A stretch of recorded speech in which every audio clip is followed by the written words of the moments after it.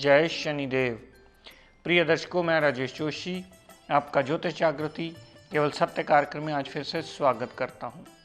प्रिय दर्शकों, जैसा कि आप जानते हैं, हमारी चर्चा चल रही है भागेश को लेकर, भाग्य भाव के स्वामी को लेकर, और मेरी कोशिश साथ में ये रही है कि अलग अलग भावों में इसकी विस्तृत जानकारी देता चला जाऊं और आप लोगों की ये गलत फहमी दिमाग से निकल पाए कि अगर आपका भाग्य भाव का स्वामी है तो आपको सदा उसका रतन धारण करके उसे मजबूत ही करना है।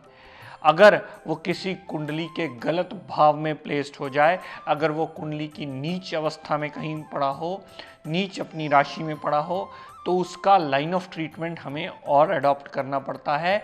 केवल और केवल रतन धारण करना ही भाग्य भाव को बलि करना, ऐसा शास्त्र सम्मत बात नहीं है। इस बात को सदैव याद रखिएगा दर्शकों।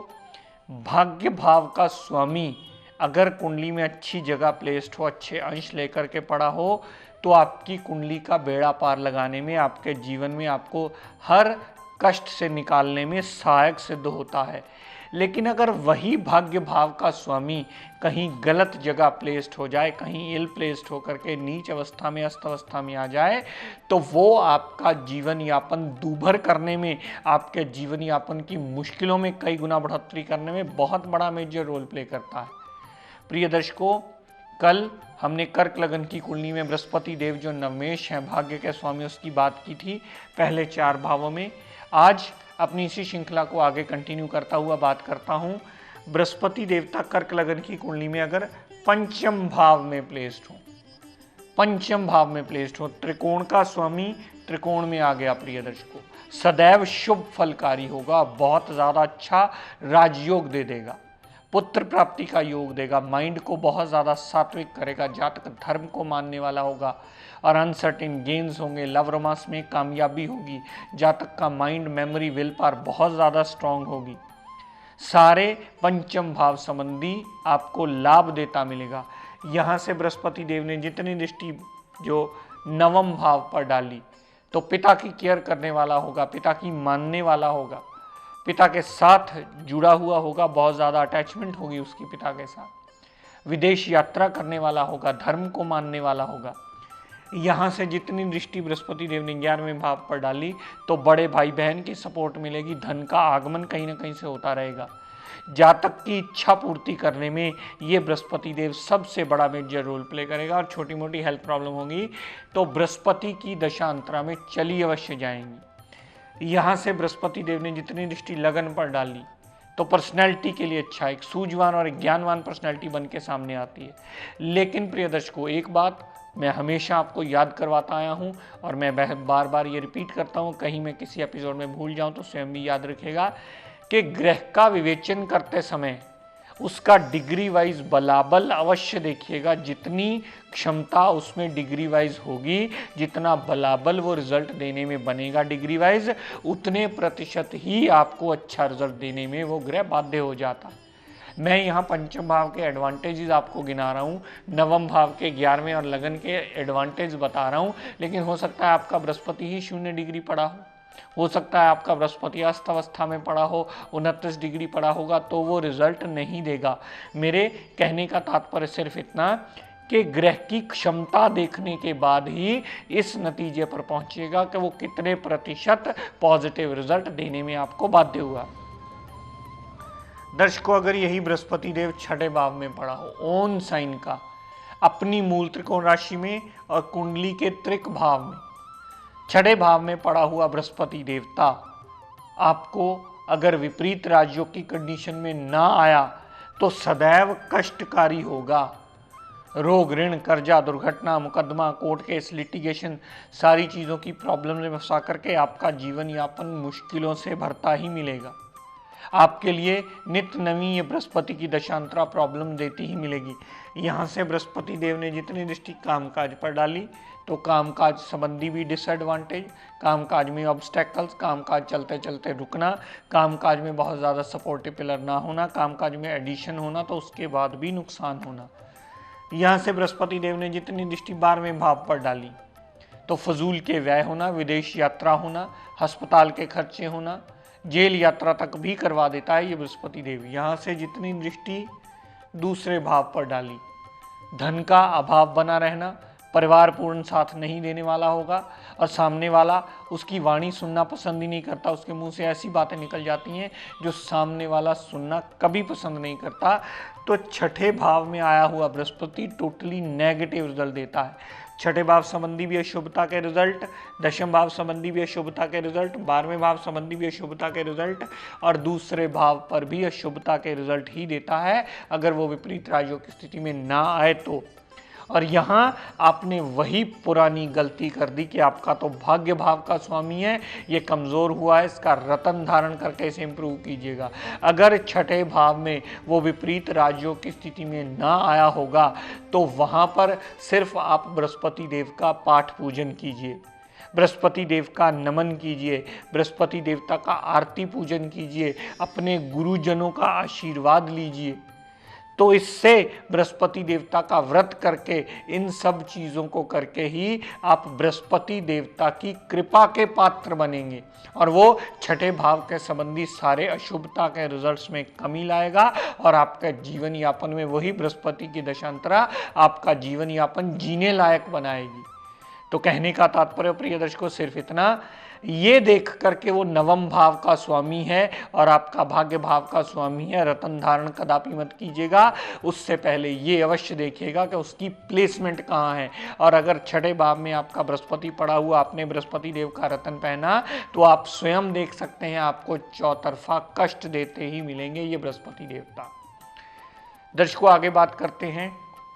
अगर यही बृहस्पति देव कुंडली के सप्तम भाव में पड़े हुए, सप्तम भाव में मकर राशि के बृहस्पति देव, यहां बृहस्पति देव नीच अवस्था में आ जाते हैं और अगर आपको किसी ने कह दिया कि आपका तो भाग्य का मालिक कमजोर हो गया तो यहाँ पुखराज धारण कर लीजिए, तो कदापि धारण मत कीजिएगा, क्योंकि यहाँ आपका पुखराज धारण करना बनता ही नहीं। उसकी किरणें बाय बर्थ आपकी कुंडली में आपके शरीर के प्रति नेगेटिव आ रही हैं। यहाँ पर भी बृहस्पति देव का कभी पाठ पूजन के अलावा रतन मत धारण कीजिएगा। यहाँ पर आपने अगर रतन धारण किया तो आपकी पार्टनरशिप में प्रॉब्लम आएगी, डेली वेजेस में प्रॉब्लम आएंगी, आपके दाम्पत्य सुख में भी कलह कलेश मचने का योग बनेगा। यहाँ से बृहस्पति देव ने जितनी दृष्टि 11वें भाव पर डाली, 11वें भाव पर डाली हुई बृहस्पति देव की दृष्टि बड़े भाई बहन से भी क्लेश बनाएगी, इच्छा पूर्ति करने में भी दिक्कत परेशानियां देगी, धन का आगमन जल्दी नहीं होगा और यहाँ पर डाली हुई बृहस्पति देव की दृष्टि आपको छोटी मोटी हेल्थ प्रॉब्लम भी लगाई ही रखेगी। यहाँ से बृहस्पति देव ने जितनी दृष्टि लगन पर डाली तो आपकी खुद की हेल्थ में भी प्रॉब्लम्स कहीं ना कहीं खड़ी करती ही मिलेगी। यहाँ से बृहस्पति देव ने नवम दृष्टि जो तीसरे भाव पर डाली तो छोटी मोटी यात्राएं होंगी, छोटे भाई बहन से कलह कलेश मचने का योग बनता है, जितनी भी मेहनत होगी वो फजूल व्यर्थ में जाने का योग बनता है, उसकी आउटपुट जातक को प्रॉपर कभी नहीं मिल पाती। और आपने कहीं वही पुरानी गलती कर दी जो सिर्फ एक लगन को पढ़ करके की जाती है कि मेरा भाग्य का स्वामी है और मैं पुखराज पहन लूं। तो यहाँ सप्तम भाव संबंधी सदैव आपको अशुभता के फल मिलेंगे। यहाँ से 11वें भाव पर दृष्टि की अशुभता के फल, यहाँ से लगन पर दृष्टि डाली अशुभता के फल, यहाँ से तीसरे भाव संबंधी दृष्टि डालकर भी आपको अशुभता के फल ही मिलेंगे। तो दर्शकों कहने का तात्पर्य सिर्फ इतना, अगर सप्तम भाव में बृहस्पति नीच अवस्था में आया है, यानी जन्म से उसकी किरणें आपके शरीर के प्रति नीच अवस्था की आ रही हैं, तो उसका इलाज ये सोच करके भागेश है रतन धारण कर लें, ये इलाज सही नहीं है। उसके लिए सिर्फ और सिर्फ आपको पाठ पूजन करना होगा, बृहस्पति के आगे नमन करना होगा, अपने गुरु का आशीर्वाद लेना होगा। आपको गुरु का आशीर्वाद लिया हुआ रक्षा कवच के समान काम करेगा। और ऐसे जातकों को हम अक्सर कहते हैं कि कभी भी किसी कीमत पर किसी गुरुदेव की निंदा चुगली ना की जाए। वैसे तो हर जातक को यह ख्याल रखना चाहिए किसी गुरु का, किसी धर्म ग्रंथ का कभी भी उसके बारे में अपशब्द ना बोला जाए, लेकिन अगर गुरु नीच है तो वो अशुभता के फलों में कई गुना बढ़ोतरी कर देता है। अगर आप किसी गुरु की निंदा चुगली करते हैं, गुरु को बुरा भला कहते हैं, तो अशुभता के फलों में कई गुना बढ़ोतरी कर देता है, क्योंकि नीचता का मतलब पहले ही गुरु बिगड़ा हुआ है। नीचता का मतलब पहले ही गुरु अशुभ अवस्था में बैठा है आपकी कुंडली में, और ऊपर से आप अपने कर्म को बिगाड़ करके उसमें गलती कर रहे हैं, तो बृहस्पति देव अपनी दशांतरा में आपको बहुत ज्यादा कष्ट देगा। इसका रतन कदापि धारण मत कीजिएगा। अगर सप्तम भाव में नीच का बैठा है, सिंपल उसका पाठ पूजन कीजिए, व्रत आरती हवन यज्ञ सिमरन कीजिए, बृहस्पति देवता से जुड़े हुए रिश्तों को सुधारिए ताकि आपका बृहस्पति अशुभता की कैटेगरी में कमी लाए और आपका जीवन जीने लायक बनाए। दर्शकों, यही बृहस्पति देव अगर कुंडली के अष्टम भाव में पड़े हुए और यहाँ भी अगर विपरीत राजयोग की स्थिति में आ गए तो अच्छा फल देंगे। अगर बृहस्पति देव विपरीत राजयोग की स्थिति में न आए तो अपनी दशा अंतरदशा में ये मृत्यु तुल्य कष्ट देते मिलेंगे।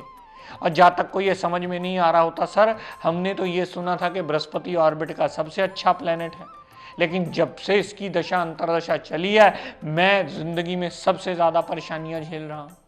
वही बृहस्पति योग कारक कहे जाने वाला अगर अष्टम भाव में बैठा और विपरीत राजयोग की स्थिति में ना आया, वो मृत्यु तुल्य कष्ट देगा, बनते बनते काम बिगाड़ेगा, मेंटल पीस डिस्टर्ब करेगा, हेल्थ में प्रॉब्लम्स आएंगी, पिता से मनमुटाव होगा, जहाँ तक धर्म को मानने वाला नहीं होगा उसके सारे बनते बनते काम बहुत ज्यादा डिले होंगे और बिगड़ेंगे भी। यहां से बृहस्पति देव ने जितनी दृष्टि 12वें भाव पर डाली, फजूल के खर्च, मेंटल पीस डिस्टर्ब होना, ज़्यादा भाग दौड़ होना, विदेश सेटलमेंट में आना, वहाँ भी जॉब करके अपने आप को ही सेटल करना। यहाँ से बृहस्पति देव ने जितनी दृष्टि दूसरे भाव पर डाली तो धन का कहीं ना कहीं अभाव रहना, धन की कमी रहना, परिवार साथ देने वाला नहीं होना और सामने वाले के साथ ऐसी वाणी बोल देना जो सामने वाला सुनना कदापि पसंद नहीं करता। यहाँ से बृहस्पति देवता ने चौथे भाव पर जो नवम दृष्टि डाली तो माता से मनमुटाव रहने का योग बनता है, माता की हेल्थ प्रॉब्लम्स का योग बनता है। गाड़ी, भूमि, वाहन, मकान अगर लेने वाला हुआ तो उसमें भी बृहस्पति देव चौथे भाव पर दृष्टि डालकर ऑब्स्टेकल्स देते ही मिलेंगे। और वही पुरानी गलती अगर आपसे हो गई कि हमारा तो जी भागेश ऐसे पहनना बनता है, कदापि मत पहनिएगा। आप स्वयं पैसे खर्च करके मुसीबत मोल ले लेंगे और आपको ये समझ नहीं आ पाएगा। हाँ, एक अस्त अवस्था की अलग कंडीशन है। अगर पहली दूसरी बार आपको ये बात ना समझ में आए तो अपने आसपास किसी विद्वान की मदद लीजिए और ये जानिए कि आपका भाग्य भाव का स्वामी कौन है और कौन सा लाइन ऑफ ट्रीटमेंट आपको उसे दे करके अपने जीवन यापन में तरक्की के रास्ते खोलने हैं और अपने भाग्य को इम्प्रूव करके अपने जीवन यापन को आसान बनाना है। क्योंकि बहुत सारे केसेस में ये देखा गया है कि भाग्य का रतन कभी गलती से भी धारण नहीं किया जाता, उसका रतन धारण करना स्वयं कष्टों को आमंत्रण देने के बराबर माना जाता है। तो प्रिय दर्शकों, आज का टिप ऑफ द डे देता हूं, नोट कर लीजिए। अक्सर घर में बरकत की प्रॉब्लम्स आती है जिसके बारे में मैं टिप आपको रोजाना कोई ना कोई देता रहता हूं। अक्सर घर में ज़्यादा बड़े बुजुर्ग हों या फैमिली मेंबर्स हों तो उनमें मनमुटाव होने का योग बनता है, क्योंकि आजकल सबकी सोच का दायरा बिल्कुल अलग होता है तो बहुत जल्दी मनमुटाव हो जाता है। ऐसी स्थिति में अगर आप अपने घर में शाम को धूप बत्ती करने की आदत, जोत बहुत सारे लोग जलाते हैं, लेकिन अगर साथ में अगरबत्ती या धूप जलाएं तो वो शुक्र और शनिदेव का मिश्रण माना जाता है। अगर हर जातक वो घर में जलाता है तो घर की बरकत में, घर का माहौल अच्छा होने में, घर में आपस में प्रेम प्यार बनने में, एक दूसरे की केयर करने में ये आपका जलाया हुआ धूप का छोटा सा पैकेट या छोटी सी एक भी स्टिक अगर आप शाम को संध्या वंदन करते वक्त ये जला लें तो घर की बरकत के लिए, आपके आपस के रिलेशंस को मधुर करने के लिए ये बहुत बड़ा मेजर रोल प्ले करता है। प्रार्थना करें, सुख ना मांगें सभी देवताओं के आगे, तो ये आपके लिए लाभान्वित होगा। तो प्रिय दर्शकों, आज अपनी वाणी को यहीं विराम देता हुआ हम सब के लिए मंगल कामना करता हुआ शनिदेव से ये प्रार्थना करता हूँ कि हे शनिदेव हम सब पर अपनी कृपा दृष्टि दया दृष्टि सदैव बनाए रखें। जय शनिदेव।